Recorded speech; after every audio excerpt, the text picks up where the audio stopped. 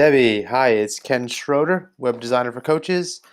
And in this video, I'm going to take a look at your website and I'm going to point out a few things that I like about it. And then I've looked it over a bit before this video, and I have three things that I'd recommend you do to improve it.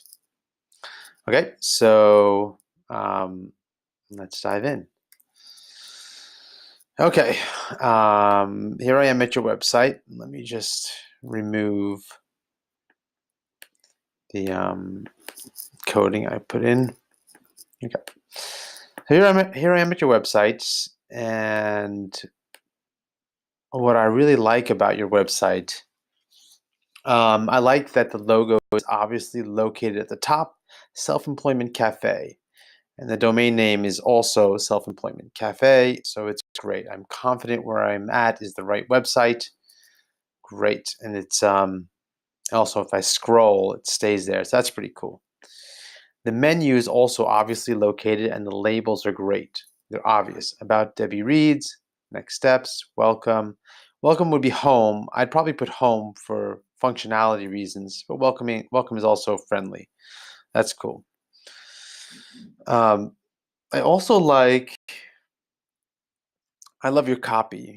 You've done well with it. I know you've thought through it, and um, you've done a great job being focused on a specific challenge and talking to the client's interest.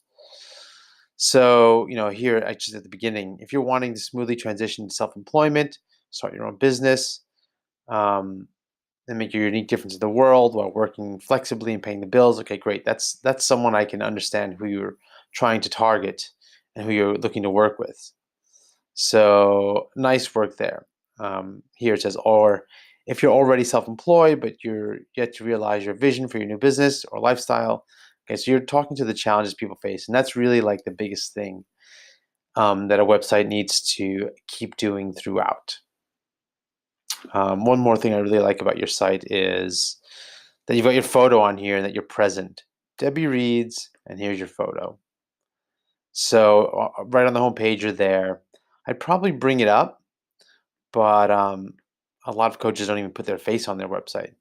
If someone's going to be working with you, they need to know, what you look like, and they're going to wonder, and eventually they're going to find out. So it's better just to be present and upfront and happy to help people. So great, good work on your website.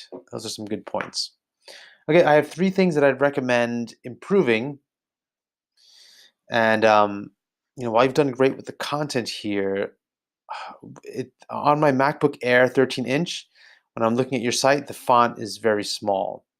My MacBook Air, I'm using Chrome, and I use very default settings so that I can see websites as a lot of people would see it. So, the font is very small. I'd bump it up a few points, and I can quickly do that here. So let me show you what I mean. Where did we go here? One moment. Okay, let me just, okay. So on your page, there's a lot of little code that you put in to make fonts different colors and stuff like that. So it's difficult for me to make the entire page bumped up. But what I did is I bumped up the top part of the page. So you can see the font is now much bigger. And for me, where I'm sitting, it's much easier to read. A good rule of thumb is to go for like 60 to 80 characters, maybe even 80-ish, 60 to 100. If you're on a mobile device, fewer, maybe 50 to 60 characters wide. On a desktop, more like 90 to 100. Make it that wide. It's very comfortable viewing, scanning, reading with. So 1, 2, 3, 4, 5, 6, 7, 8, 9, 10, 11, 12, 13, 14, 15, 16, 17, 20, 1, 2, 3, 4, 5, 6, 7, 31, 2, 3, 4, 5, 41, 2, 3, 4, 9, 50. It looks like it's about 100. So that's, at this font size, it's much easier to read. So you want to do that throughout the page. And as well, the menu. So give the font size a bump up. It'll make it easier for people to read. And, I don't have to squint or have to read super long looking lines. Okay, so that's the first thing. Bump up the font size.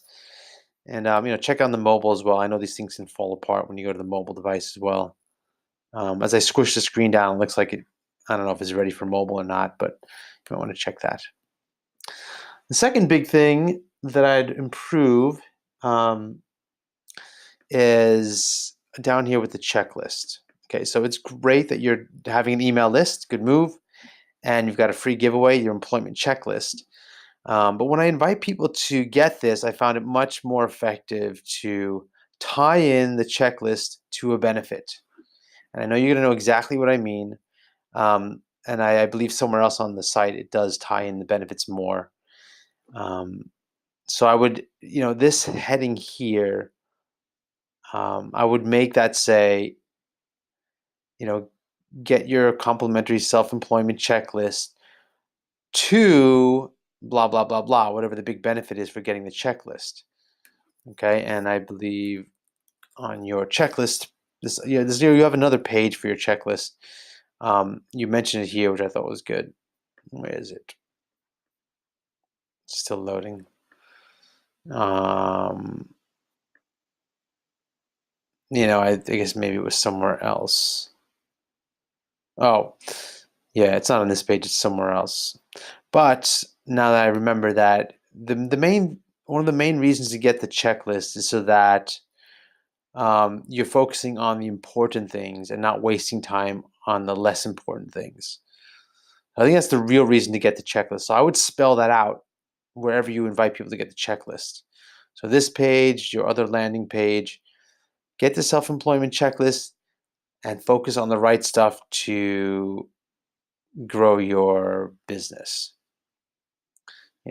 Okay, so just point out the big benefit for getting it. It's nice to have a checklist. Checklists are great for giveaways, but point out why. Spell it out right there in bold and big. Okay. Okay, so that's the second thing. The third thing is a smaller thing. Let me go back to that checklist page. So when you do put text on images, if you have dark text on a dark background, it becomes hard to read. And so you want to have a contrast in order to read the font here. So it says stress and overwhelm. That's tough to read, but then focus on practical steps just starts to disappear. As you can see, it's a bit dark. So I would make this text white. Light text on dark backgrounds are easy to read, or dark text on light backgrounds is easy to read. You see here on your checklist here, you see the white text on the color, so that's easy to read. Okay, so dark on dark is tough to read. I would make it white over the dark in this instance over here. Okay, so there are three things.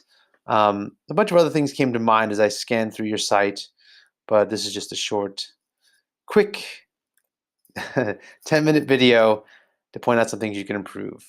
And but I commend you. I know it's a lot of work to get your website up, and getting content together is a pain in the butt. And there's a lot going on when it comes to creating a website because it does encompass your whole business. Take baby steps, move things forward, and improve. So again, this is Ken Schroeder. And Debbie, I hope you found this ultra helpful, and you're on my email list, so I will catch you there. Okay.